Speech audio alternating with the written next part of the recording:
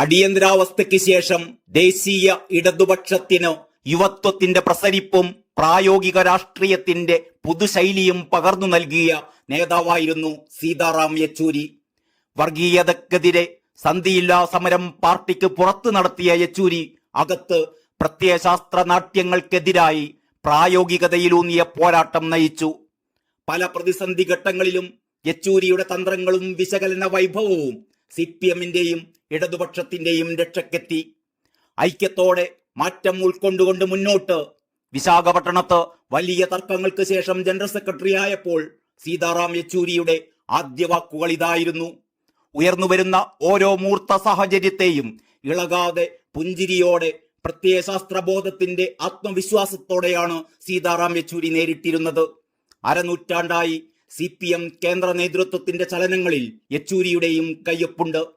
JNU-വിൽ വിപ്ലവ പ്രസ്ഥാനങ്ങൾ വേരൂന്നിയ കാലത്ത് ഇൻകുലാബ് വിളിച്ചാണ് യെച്ചൂരി സമര യൗവനങ്ങളുടെ വികാരവും ആവേശവുമായി മാറിയത്. ആന്ധ്രാപ്രദേശിലെ ഒരു യാഥാസ്ഥിതിക കുടുംബത്തിൽ പിറന്നു. പല ബന്ധുക്കളെയും പോലെ യെച്ചൂരിയെയും സിവിൽ സർവീസിലേക്ക് അയക്കണമെന്നതായിരുന്നു മാതാപിതാക്കളുടെ താല്പര്യം. ദില്ലി സെന്റ് സ്റ്റീഫൻസ് കോളേജിലെ ബിരുദ പഠനത്തിന് ശേഷം JNU-വിലെത്തിയപ്പോൾ ഇടതു വിദ്യാർത്ഥി സംഘടനകളുടെ ചൂടും കാറ്റും യെച്ചൂരിയുടെ ലക്ഷ്യങ്ങളെയും മാറ്റിമറിച്ചു. 15 കിലോമീറ്റർ അകലെയുള്ള അധികാര കേന്ദ്രത്തെ ഗ്രസിച്ച അഹന്തയ്ക്കും സമഗ്രാധിപത്യ ജീർണതയ്ക്കുമെതിരെ ആ ക്യാമ്പസിൽ ഉയർന്ന മുദ്രാവാക്യങ്ങളുടെ മുന്നണിയിൽ സീതാറാം യെച്ചൂരിയും ഉണ്ടായിരുന്നു. രാഷ്ട്രീയ ഇന്ത്യ അന്നു മുതൽ യെച്ചൂരിയെ ശ്രദ്ധിക്കാൻ തുടങ്ങി. 1978 SFI അഖിലേന്ത്യാ പ്രസിഡന്റായ യെച്ചൂരി 85-ന്റെ തുടക്കത്തിൽ കേന്ദ്ര കമ്മിറ്റിയിലും 92-ൽ CPM പോളിറ്റ് ബ്യൂറോയിലും എത്തി. പ്രകാശ് കാരാട്ടിനൊപ്പം CPM-നെ മുന്നോട്ട് നയിക്കാനുള്ള വലിയ ഉത്തരവാദിത്തമാണ് ചെറിയ പ്രായത്തിൽ യെച്ചൂരിയെ പാർട്ടി ഏൽപ്പിച്ചത്. കലങ്ങിമറിഞ്ഞ ദേശീയ രാഷ്ട്രീയത്തിന്റെ ചരടുകളിലൊന്ന് ദില്ലിയിലെ AKG ഭവനിലേക്കും നീണ്ടപ്പോൾ സ്ഥാപക നേതാവ് ഹർകിഷൻ സിംഗ് സുർജിത്തിന്റെ പ്രിയ ശിഷ്യനായി യെച്ചൂരി മാറി. 80കളുടെ അവസാനം കോൺഗ്രസിനെ മുന്നണി രാഷ്ട്രീയത്തിലൂടെ തളർത്തിയ എതിർനിരയിൽ യെച്ചൂരിയും ഉണ്ടായിരുന്നു. ഹർകിഷൻ സിംഗിനൊപ്പം ദേശീയ രാഷ്ട്രീയത്തിലെ അടവും തടയും പയറ്റിയ യെച്ചൂരി മെല്ലെ CPM-ന്റെ അമരക്കാരിൽ ഒരാളായി മാറി. ജ്യോതി ബസുവിനെ പ്രധാനമന്ത്രിയാക്കുന്നതിനെ പാർട്ടിയിൽ എതിർത്ത ചേരിയുടെ നേതൃത്വത്തിൽ യെച്ചൂരിയും ഉണ്ടായിരുന്നു. ഐക്യമുന്നണി സർക്കാരിന്റെ നേതൃത്വത്തിലേക്ക് ദേവഗൌഡയെ നിശ്ചയിച്ച ചർച്ചകളിൽ യെച്ചൂരി നിർണായക റോളാണ് വഹിച്ചത്. AB വാജ്പേയിയുടെ ഭരണകാലത്ത് സഖ്യകക്ഷികളെ അംഗീകരിക്കുന്ന രാഷ്ട്രീയ നയം സ്വീകരിക്കാൻ സോണിയാഗാന്ധിയെ യെച്ചൂരി പ്രേരിപ്പിച്ചു. അന്നു തൊട്ട് ഇതുവരെയും സോണിയാഗാന്ധി രാഷ്ട്രീയ അഭിപ്രായം തേടുന്ന ചുരുക്കം ചില നേതാക്കളിൽ ഒരാളാണ് യെച്ചൂരി. ആ ബന്ധം രാഹുൽ ഗാന്ധിയുമായും യെച്ചൂരി തുടർന്നു. 2004-ലെ UPA സർക്കാരിന്റെ രൂപീകരണത്തിലേക്കാണ് സുർജിത്തിന്റെ കൂടെ നിന്ന് യെച്ചൂരി പരീക്ഷിച്ച പ്രായോഗിക രാഷ്ട്രീയം വഴി തെളിയിച്ചത്.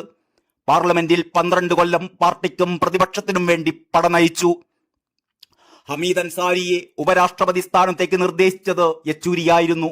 ആണവ കരാറിന്റെ പേരിൽ UPA-ക്കുള്ള പിന്തുണ പിൻവലിക്കരുത് എന്ന് ബംഗാൾ ഘടകത്തിനൊപ്പം നിന്ന് യെച്ചൂരി വാദിച്ചു. പുറത്തെ സ്വീകാര്യത യെച്ചൂരിക്ക് പക്ഷേ പാർട്ടിക്കകത്ത് നേടാനായിരുന്നില്ല. കേന്ദ്ര കമ്മിറ്റിയിൽ ബദൽ രേഖ പോലും കൊണ്ടുവന്ന് മാറ്റങ്ങൾക്കായി വാദിച്ച യെച്ചൂരി ഒടുവിൽ വിശാഖപട്ടണത്ത് അർദ്ധരാത്രി വരെ നീണ്ടുനിന്ന നാടകീയ നീക്കങ്ങൾക്കൊടുവിലാണ് പാർട്ടി ജനറൽ സെക്രട്ടറി പദം ഏറ്റെടുത്തത്. ഹൈദരാബാദിലും പിന്നീട് കണ്ണൂരിലും നടന്ന പാർട്ടി കോൺഗ്രസുകളിലും സീതാറാം യെച്ചൂരിയെ ജനറൽ സെക്രട്ടറിയായി വീണ്ടും തിരഞ്ഞെടുത്തു. ലോകത്തെങ്ങുമുള്ള കമ്മ്യൂണിസ്റ്റ് പ്രസ്ഥാനങ്ങളുമായി അടുത്ത ബന്ധമുണ്ടായിരുന്ന യെച്ചൂരി നേപ്പാളിൽ ഭരണം പിടിച്ച തീവ്ര ഇടത് നേതാക്കളുടെ അടുത്ത സുഹൃത്തുമായിരുന്നു. ദില്ലിയിൽ നരേന്ദ്രമോദിയുടെ ഉദയത്തിന് ശേഷം രാജ്യത്തുടനീളം വിദ്യാർത്ഥികളും കർഷകരും തീർത്ത പ്രതിരോധങ്ങളുടെ ചാലകശക്തിയായി നിലകൊണ്ടു. പാർട്ടി ആസ്ഥാനത്ത് ഒന്നിലധികം തവണ ചില വലതുപക്ഷ സംഘടനകൾ യെച്ചൂരിയെ ആക്രമിക്കാൻ ലക്ഷ്യം വെച്ചെത്തി.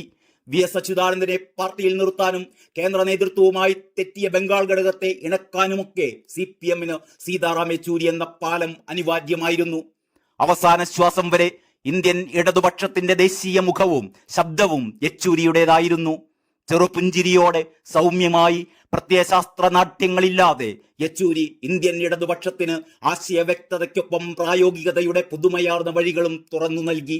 ദേശീയ രാഷ്ട്രീയത്തിൽ പൊരുതാനും പിടിച്ചു നിൽക്കാനുമുള്ള ഊർജം പ്രതിപക്ഷം വീണ്ടെടുത്തിരിക്കെയാണ് BJP വിരുദ്ധ ചേരിയിലെ കരുത്തരിൽ ഒരാളുടെ ഈ അപ്രതീക്ഷിതമായ മടക്കം.